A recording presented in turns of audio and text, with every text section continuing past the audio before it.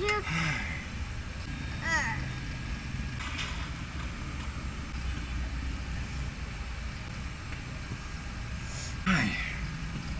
ang tagal naman ni Mrs. Asa na kaya yun? Kumamaya niyan, may kaibol na pala yun dito. Saan kaya yun? Wala, kanina pa, ilang oras na. Kung naiinis na ako kanina pa ako kakantay dito, ang init-init. Tapos Lawrence, makulit. Kung may kaibol na yun dito. Kanina pa, inip na talaga ako Iniinit ang ulo ko nito. Init ang ulo ko nito eh. No. Pag umuwi ka na dito, hindi ka pa. Dito pawis na ako. Gutom na ako. Sumasakit pa yung tiyan ko. Yung iniwan mo sa akin isang sakong bigas. Paano ko kakainin niya? Hindi pa luto yan eh. Tapos meron pang dito sa likod. Buti na lang kung nilaga yan eh. Nilaga yan, babanatan ko eh. Gutom na ako eh. Problema, tagal-tagal mo. Saan kaya galing to? No. Parang magpapahuli sa akin pag nahuli kita. Tama talaga.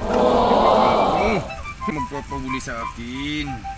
Kanina pa ako nang gigigil. Alam mo kung anong gagawin ko sa'yo? Kanina ka pang wala eh. Susuntukin kita. Titirisin kita. Kanina ka pa. Saan na kaya yun? Baka may kaibol na yun dito eh. Magpapahuli sa akin, masasaktan ka sa akin. Ando, para kang langgam na titirisin ko. Pukulitin kita. Susuntukin ko yung pagmumukha mo. Nakita mo kung tsinelas na to? Isasapa ko to sa'yo. Pagdating mo, mantay ka lang. Titirisin kita na ito, tingnan mo.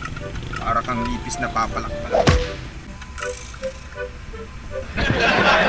Nakita mo tong boteng to? Babato ko to sa eyes mo. Anong sa gayon? No. Pikit ng mata mo at ako na lang ang titingnan mo.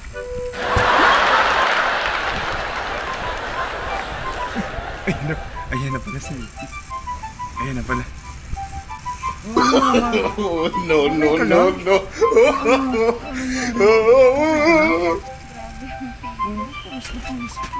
Punasan na natin ang pawis mo.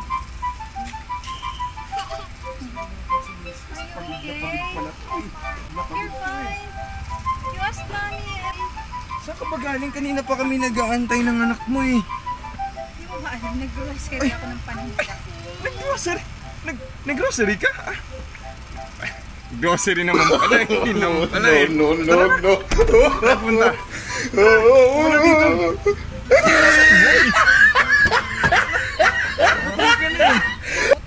Gutom ka na. Kakain na tayo. Masag ka na dito, Lawrence. Alauna na pala. Magbawa na pala. Ay, tara. Buti pa. Kumain na tayo. Ay ka muna dito sa kanila. Sa mga subscribers natin. Hello. Isa kami.